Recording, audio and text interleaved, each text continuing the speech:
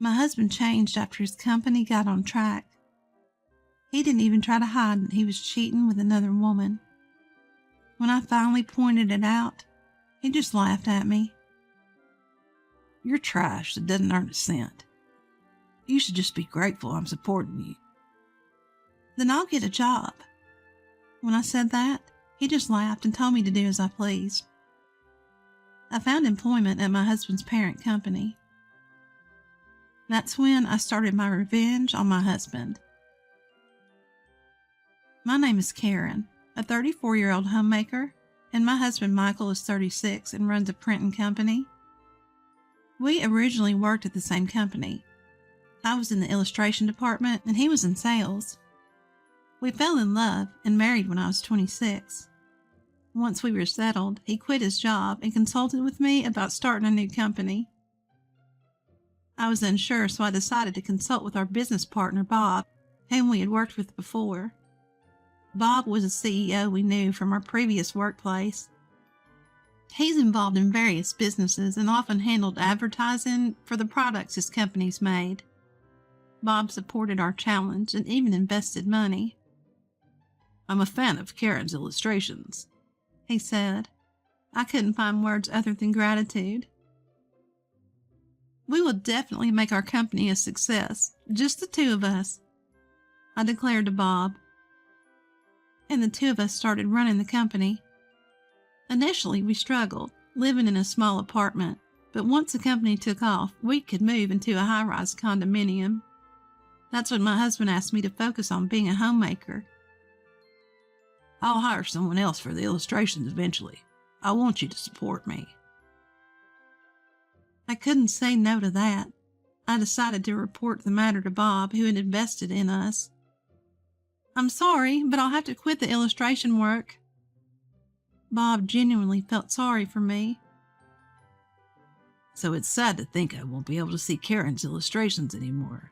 But if you ever want to start again, just tell me. I'll be here to support you. Yes, thank you very much. And so I became a homemaker to support my husband. But since I love drawing, I now upload my illustrations as a hobby to Instagram. The response has been great, and this has become my secret pleasure. My husband's company continues to thrive since I left. Our lifestyle has become more prosperous accordingly. My husband has bought a new car, and he's even had suits custom made by renowned brands. I thought it was an unnecessary expense, but I guess appearance matters when you're the boss.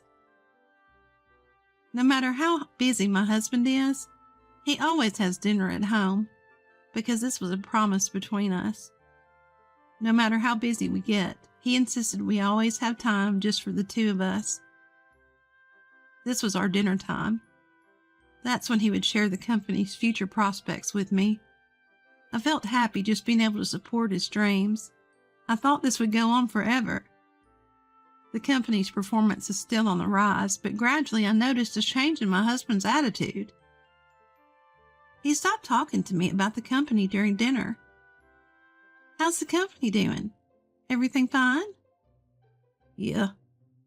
He would reply unenthusiastically. I asked persistently to know more, and he snapped back. Don't talk about it. You won't understand. You're always at home. Don't make me explain every little thing. I was shocked that my husband would say such a thing. I tried to convince myself that he was just tired and overworked. That night, he silently finished his meal and went straight to his room. This continued for a while, and then he started having dinner outside. He would send excuses about socializing or entertaining, but he used to have dinner at home even then. I would wait for him, holding off on dinner myself, and yet now he would casually dine out. Lately, he wouldn't even send an excuse via email. When I brought it up, he would just yell at me. He seemed like a completely changed person. I felt nothing more than a servant to my husband. I would break into tears at the thought. When we started the company, we endured hard times hand in hand. Now I feel lower than his subordinates. I don't do housework because I like it. I wanted to continue my work in illustration. But more than that, I wanted to make my husband's dreams come true. That's why I've supported him with housework. But any gratitude for that has long since vanished from my husband. While he's away, I immerse myself in my illustrations. That's the only thing that relieves my stress. As I continue, my followers increase, and there are kind words in the comments. Among them, I even found Bob's name. In the comments, Bob offers to work together again. I hope we can work together someday. Just thinking about it lifts my spirits. Without this hope, I might not have been able to go on. Ever since we stopped having dinner together, a rift began to grow between my husband and me. Eventually, I started to sense the presence of another woman. I detected a scent of perfume on my husband's discarded suit jacket, a fragrance he would never use. When I questioned him about it, he brushed it off, saying it must have come from an acquaintance. He did so with a smirk, acting as if being caught wouldn't be a problem at all. For the first time, my long-standing sadness towards my husband turned to anger. I thought, enough with the mockery. I was left alone at home, waiting for my husband, unable to do anything but household chores. The anxiety of being left behind by society grew day by day. My friends only told me how envious they were. When I consulted my parents, they just laughed, calling it a luxurious worry. I had to face this problem all by myself. Then one day my husband came home drunk. I took care of him desperately and put him to bed. That's when I noticed a lipstick mark on his shirt. There's no way he'd come home with a kiss mark there for no reason. It was a declaration of war from the other woman. I had finally caught proof of my husband's infidelity. The next day, I showed him the shirt and confronted him. "Where were you last night? What's this kiss mark?" My husband was surprised by the kiss mark, but was unfazed by my confrontation. "I was out at a bar with friends. Must have happened then." "Right there. You'd have to take off your jacket for that to happen. Didn't you notice?" "I said I don't remember." My husband stood up and slapped my cheek. I fell backward, unable to comprehend what had happened. All I felt was a hot, stinging pain. "When will you get it? Who do you think's providing for us?" My husband said that and went back to his room. I watched his back, tears spilling down my face. My husband had changed. He no longer loved me. I was shattered by the harsh reality. From then on, my husband became violent whenever something displeased him. If he didn't like the meal I'd prepared, he'd throw the plate on the floor. "This tastes awful. Do you even know what I eat every day? If you want to stay my wife, you better improve your cooking skills." My husband said that and got up to leave the room. "I'll eat out. If I eat this, it'll affect my work." I chased after my husband. "Wait, I want to cook what you like, but you never come home or talk to me. How can I make something delicious like that?" My husband clicked his tongue, clearly annoyed by my desperate plea. "So, shall we get a divorce then? I'm totally fine with it. I can live without you, but you can't live without me, can you?" My husband looked at me and smirked. "You're a piece of garbage that doesn't make a single cent, and you're a parasite living off me." With those words, something inside me snapped.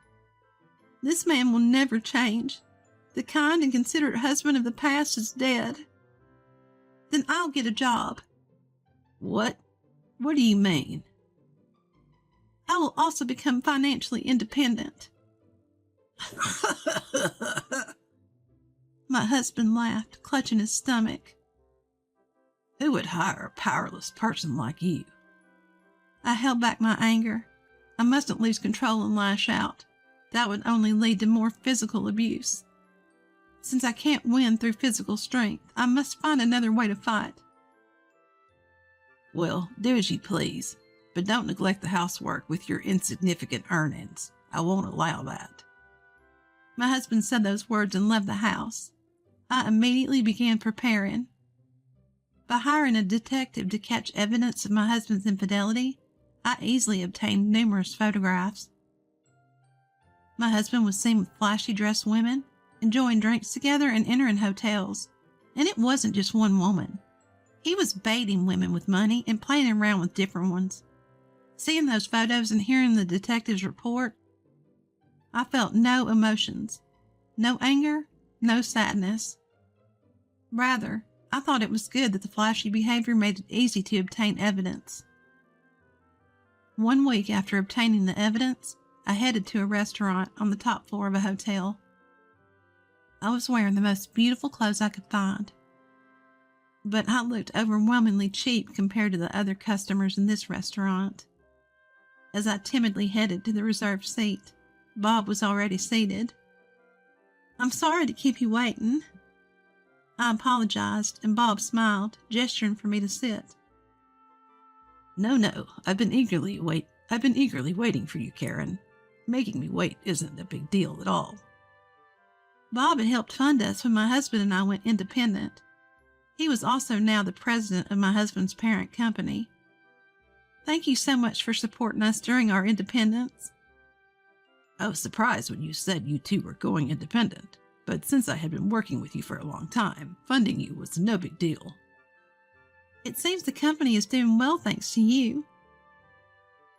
Bob's face turned stern at my words. "Well, that's true, I guess, but today it's about you accepting my invitation, right?" Bob said, smiling and reassuring me. "Yes, please." I straightened up and greeted him. Bob was one of the people who highly praised my illustrations. He provided funding when we went independent because I was part of it. He was the only one who advised me not to become a homemaker. We had lost touch, but he found me on social media and left a comment. We began communicating through email and SMS. "But you understood my illustrations well, didn't you?" "I'm a fan of yours, and I'm really glad you didn't quit illustrating." "I never thought you'd scout me, though." Bob had offered to hire me as an illustrator via SMS. It was quite some time ago, and I had declined because of my household chores. But he kept inviting me time and again. It was a week ago when I decided to accept Bob's offer during a conversation with my husband. Bob seemed hesitant, but finally he looked me straight in the eyes. "I don't want to say this, but Michael's company has a really bad reputation." "What? Really?" Everything I heard from my husband about his job was positive, so I was surprised to hear this from Bob. "I've been working with him for a long time, but ever since the business started growing, the quality of work has declined. Deadlines are missed, mistakes are made, and he doesn't seem to reflect on it." "Is this reputation widespread?" "Well, his company was growing rapidly, so it drew attention, but now it's attracting the wrong kind of attention. There are even rumors of him associating with a bad group." "I didn't know that. I realized I didn't know much about my husband."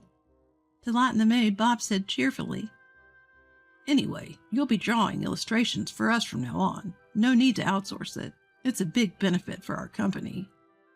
"Thank you for accommodating my request to not affect my family life." "It's okay. We don't intend to overwork our employees anyway," Bob said with a smile. And so I started working for Bob. I only had to draw illustrations, so I didn't need to go into the office. Bob allowed me to work remotely. This way I could work without it interfering with my household duties. I really felt the joy of drawing, something I truly loved.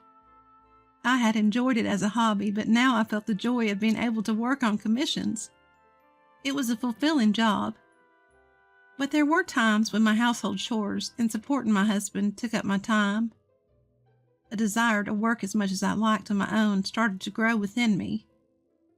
Thankfully, I started earning a decent income. I thought that I could live on my own without any problem. As I was working as usual, I heard the door slam loudly. When I went to the hallway, my husband came to me with rage in his eyes. "You traitor." I couldn't understand what my husband was saying all of a sudden. "To think that my wife would take my job." It was then that I realized the reason for my husband's anger. Since I started working with Bob, I began to work with other companies as well. Thanks to Bob's recommendation, I was able to secure contracts smoothly. Most of the companies I contracted with were my husband's business partners. This was my revenge. It must have been frustrating to have jobs taken away by me, the one he looked down on. You have no right to tell me anything. I've just done my job. I have your permission. My husband's eyes filled with rage, but I didn't flinch. Go ahead, hit me if you want. Then I'll call the police. The word police seemed to calm him down a bit. "My company is failing because of you. What are you trying to do?" It has nothing to do with me. I went into the room and brought the divorce papers to my husband. We're not husband and wife anymore. "Don't be ridiculous. You're divorcing me because my company is failing. You're just a gold digger." I could have divorced you at any time, but I thought now was the right timing. After all, I have a lot of work now and I'm making money. "Hey, wait. Let's talk about the company's future before we talk about divorce. We started this company together, didn't we?" You kicked me out of that company, remember? I have nothing to do with it now, and I'll make sure to get compensation. Michael was irritated, biting his lip. "How greedy can you be? You can't claim compensation when you're the one asking for a divorce." Do you know how many times you've hit me? And you were having affairs without a care? I have all the evidence. That's enough to claim compensation. I showed him pictures that proved the affair. My husband, who had heard everything, fell to his knees and begged me. Please, the company's in dire straits. I can't handle compensation or divorce on top of that. Please support me. As soon as people found out that the company was doing badly, they abandoned me. You're the only one who hasn't." I didn't listen to such a pathetic idea. I left the house with only my work tools and a change of clothes. The next time I came home was when the divorce was finalized to pick up my belongings. My husband's company was making mistakes everywhere, and no one wanted to work with him. To pay me compensation, he was spending his days begging. On the other hand, I started living alone, making a living drawing my favorite illustrations. I've become quite wealthy, but I live without forgetting my integrity, taking my ex-husband as a negative example.